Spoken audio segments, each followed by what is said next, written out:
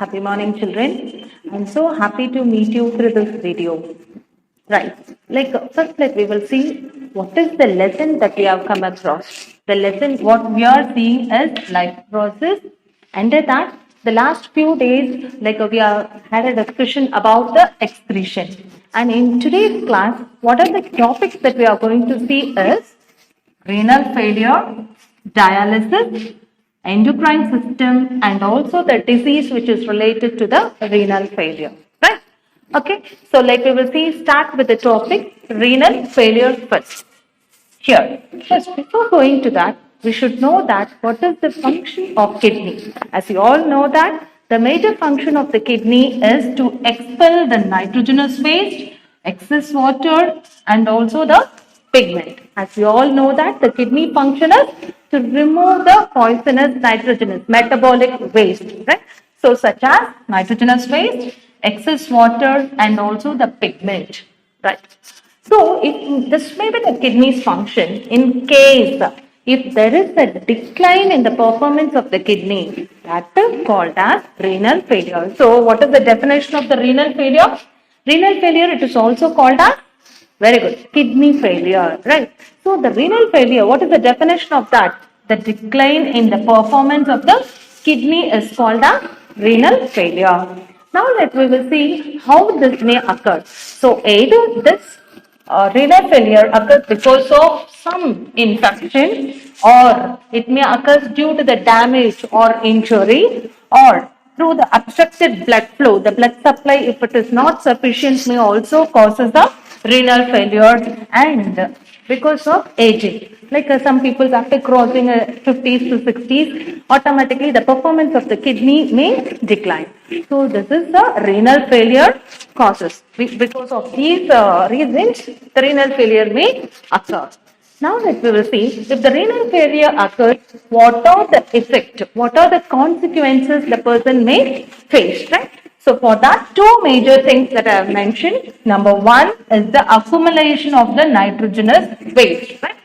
So the performance of the kidney, if it is declined, then automatically accumulation of the nitrogenous waste may occur in the body, which may lead to even a death, right? Even if it has not been treated for 2 to 3 weeks, then automatically it may lead to death or fatality. Okay.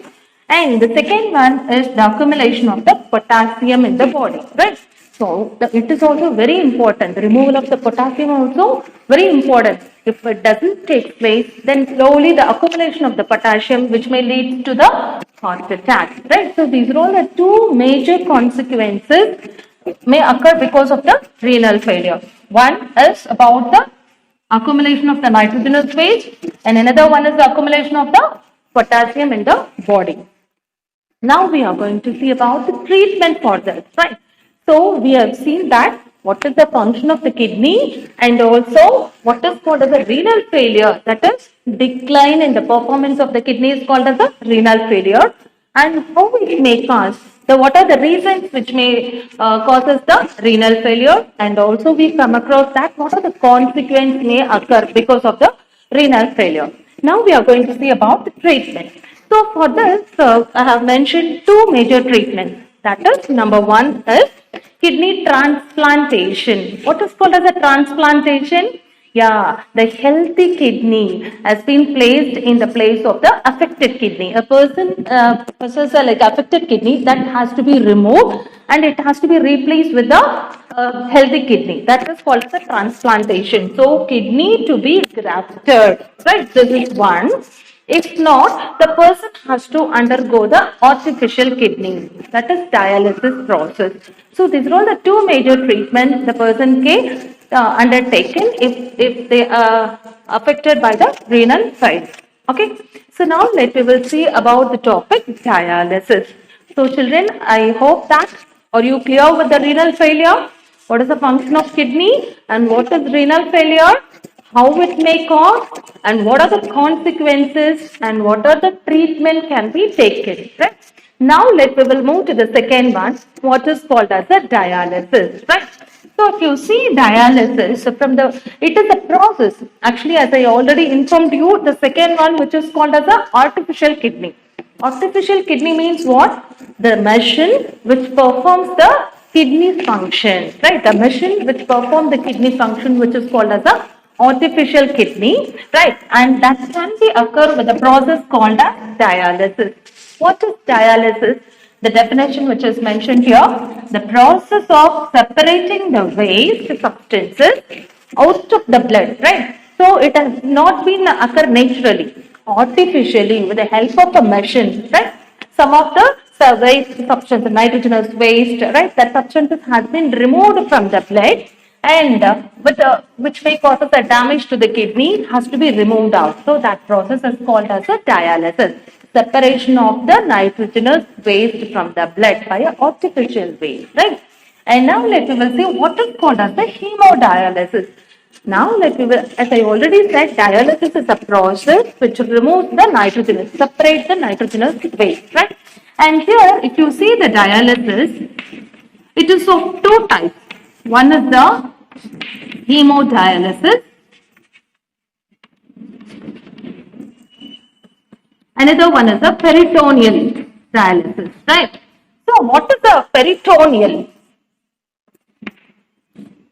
Peritoneal dialysis means actually this may occur like the catheter tube has been inserted into the stomach, and from that like the the solution has been inserted, and that will remove the waste product which has been settled in the blood vessel. So that is called as a peritoneal dialysis, right?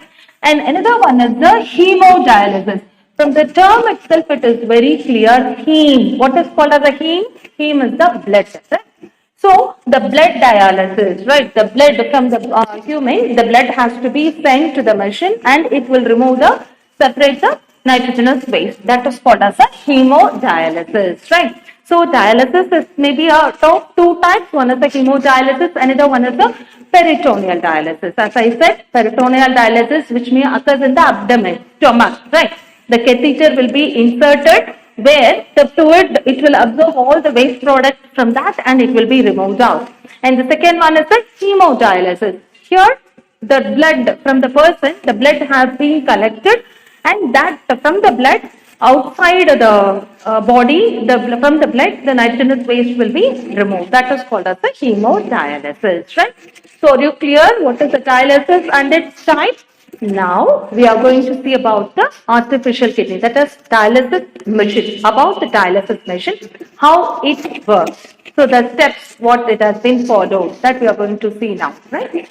So first about the machine, what are the things which is present in it is, number one, cellophane tube, right? In that machine, right, so many cellophane tubes will be embedded. In that machine, the cellophane tubes will be embedded in the tank, and the tank is filled with the dialysis solution, right? Inside the tank, it has been fully filled with a dialysis solution, and that solution which matches to the osmotic concentration of the blood.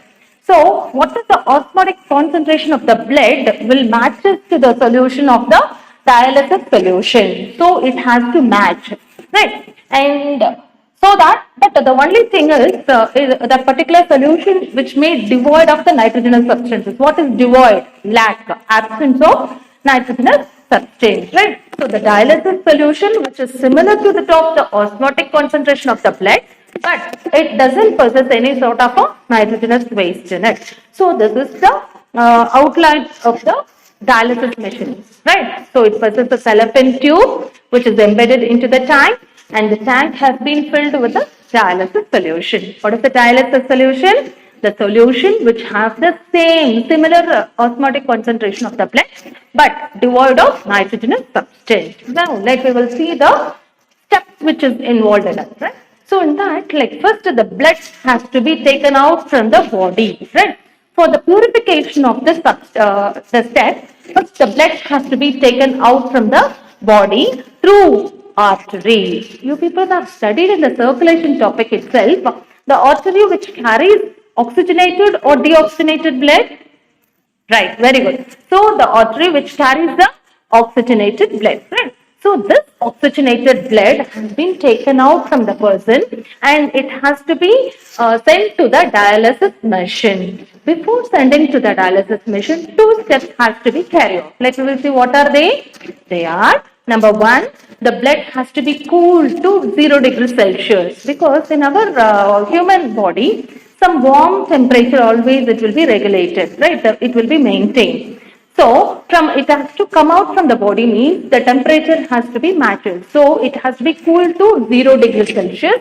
And then second point is should be added with the anticoagulant. What is called as an anticoagulant? The substance which will stop the coagulation, right? Clotting of blood can be avoided.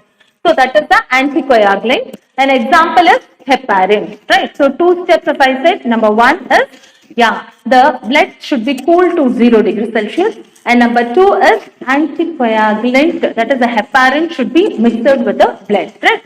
So blood has been taken from the artery and it has been sent to the dialysis machine. From there, now it is moved to the fallopian tube. So, where the important step which has been undergone here is the fallopian tube disposes all the nitrogenous waste, right? What are the nitrogenous waste? As you know, urine, urea, uric acid, creatinine, etc. Right? So, all these nitrogenous waste get disposed from this blood by the fallopian tube, right? And then again the same process has to be done before sending the blood to the human, right? So before that, like we made it like a cool to 0 degrees Celsius, added with the heparin. The same way, after the purification which has been done in the fallopian tube, it has to be like again warm the blood. There we cooled.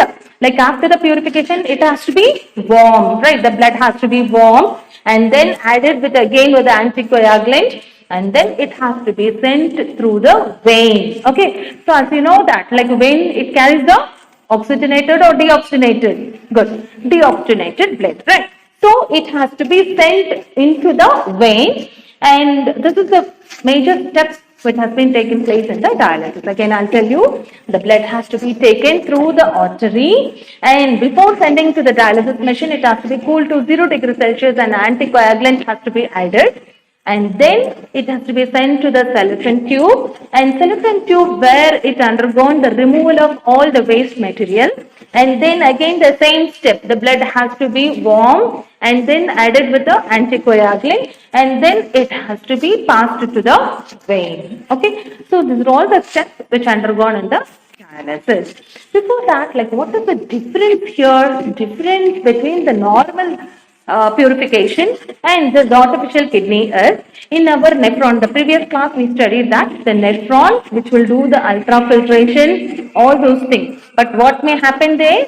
There the reabsorption takes place, isn't it? So once if it enters into the Henle-Zorc loop, it undergo the reabsorption of the major components. But in case of the dialysis, the reabsorption cannot be done. Okay, so these are all the major procedure which comes under the dialysis. Are you clear? So again, what is the dialysis? What is its definition? What are the types? And followed by about the description of the dialysis machine and also what are the steps undergone for the dialysis. I hope that, are you all clear with the steps? Right. Your doctor may recommend dialysis, a procedure that removes waste products from your blood if your kidneys are not functioning properly. Healthy kidneys filter out waste, excess fluid, and electrolytes like potassium and sodium from the blood. These waste products exit the body through the urethra in the form of urine. If you have kidney disease, your kidneys gradually lose function, leading to an accumulation of harmful wastes and excess fluid in your body, increased blood pressure, and bone or blood problems. Dialysis can also be done to treat acute kidney failure, which occurs when your kidneys stop working suddenly, or to remove drugs or poisons from your body. In one type of dialysis, called hemodialysis, your doctor will use a machine called a dialyzer to clean your blood outside your body. Some weeks or months before you begin hemodialysis, your doctor will prepare a vascular access site on your body. Your doctor will create either an arteriovenous graft or an arteriovenous fistula to access your bloodstream. To begin, he or she will numb the area with local anesthesia. To construct an arteriovenous graft, your surgeon will make a small incision in your forearm and insert a soft plastic tube called a graft to connect an artery to a vein. To create an arteriovenous fistula, your surgeon will make a small incision in your skin and connect an artery with a vein to make a larger vessel called a fistula.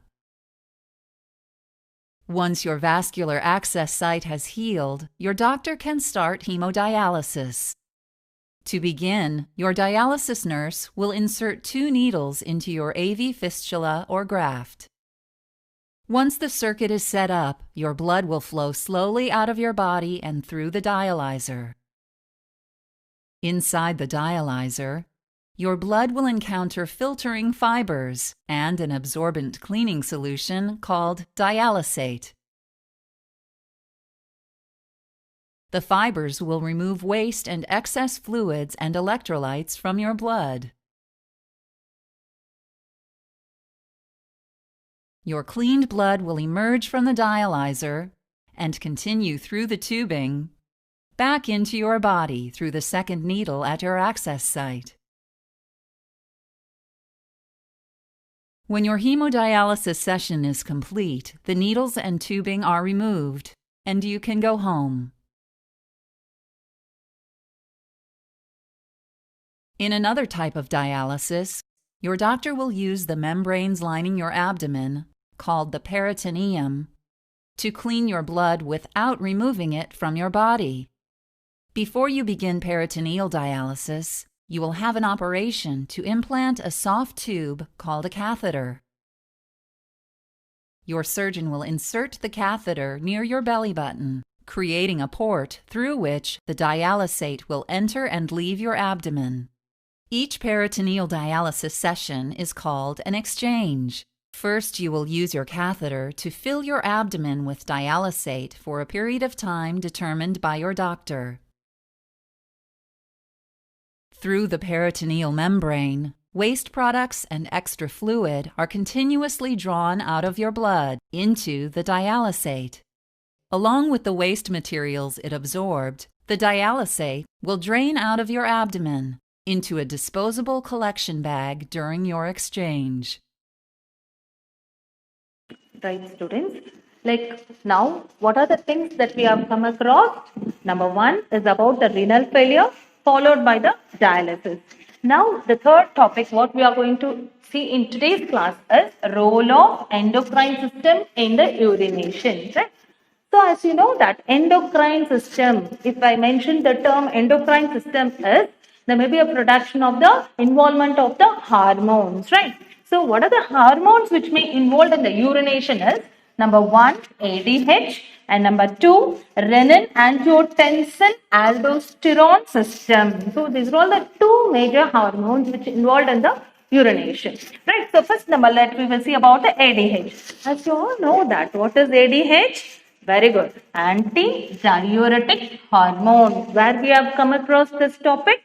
Good. In the nephron, right? What is the purpose of it? Reabsorption purpose, isn't it? In the collecting duct, there may be a production of the hormone called as ADH, which used in the reabsorption. So, such a way already I informed in the previous class, right? So, about that, we will see. Number 1 is the anti-diuretic hormone, right? And this is also called as vasopressin. ADH, it is also called as vasopressin, and where it gets produced, it has synthesized in the pituitary gland, right? It is present in the brain, right? So, pituitary gland secretes the hormone called as ADH. That is also called as vasopressin. What is the function of that? Means it uses to induce the reabsorption of the water, right? reabsorption, excess amount of water, right? The reabsorption of the water can be done with the help of the hormone called as ADH, that is antidiuretic hormone. And number 2 is renin-angiotensin-aldosterone system. So the same way in the nephron, you can find in the PCT. What is PCT? Proximal convoluted tubule, right? So this enzyme, this hormone which stimulates the PCT to reabsorb the water and the sodium chloride. Not only the water but also the sodium chloride absorption also can be done with the hormone. So these are all the two major hormones which are involved in the regulation of the excretory system, that is urination. One is the ADH, another one is renin-angiotensin-aldosterone system, right? So this is about the endocrine system. Now we will move to the next one. What are the diseases which are related to the excretory system, right? So related to the excretory system, what are the possible diseases may occur? So number 1 is called as albuminuria. What is albuminuria? From the name it is very clear. There may be an accumulation of albumin in the urine.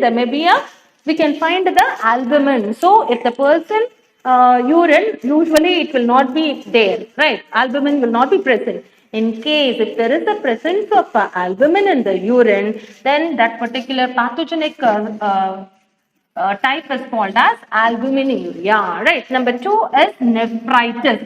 So keep that in the mind. Always the term itis, I-T-I-S. Wherever if you see the word ends with the itis, it states that inflammation. What is inflammation? Swelling. Okay. So nephritis means what? Inflammation of the nephron. Inflammation of the nephron because of some of the infection. Right? Because of the infection, it may lead to inflammation. Swelling of the nephron is called as nephritis. And the third one is glycosuria. What is glycosuria? From the name it is very clear. Glucose in the urine. Right? So usually the glucose, it will be reabsorbed by the nephron, right? But in this case, more amount of the glucose will get eliminated out in the urine. Then it is called as a glycosuria. And the fourth one is ketonuria. The same way, the abnormal amount, not with the usual amount, abnormal high amount of ketone bodies if you find in the urine, then it is called as ketonuria. And the next one is hematuria, right? From the name it is very clear, hema. That means blood. Very good. So RBC, can find the RBC in the urine, then it is called as hematuria. And the last one is uremia. So from the name it is clear, the crystals of uric acid. Okay, there may be a solid crystal will be present in the urine, that is like uric acid or calcium. It will be found in the form of a crystal. Then it is called as a uremia. So these are all the major disease which comes under the excretory system diseases. They are albuminuria, nephritis, glycosuria, ketonuria, and hematuria, uremia. These are all the major diseases, right? So, like, what are the things that we come across in today's class? Number 1 is about the renal failure, that is kidney failure. And number 2, like, what is dialysis? What is its type? What are the steps have to be undergone in the dialysis? So, that description that we studied. And the third one is about the endocrine system. What is the role of the endocrine system in case of the urination? So they are ADH, antidiuretic hormone, and renin-angiotensin-aldosterone system, these two. And the last one is diseases which is related to the excretory system. Thank you, children. I hope that this video makes you to understand the content about the excretory system. So like we will see in the next class with the next topic. Thank you.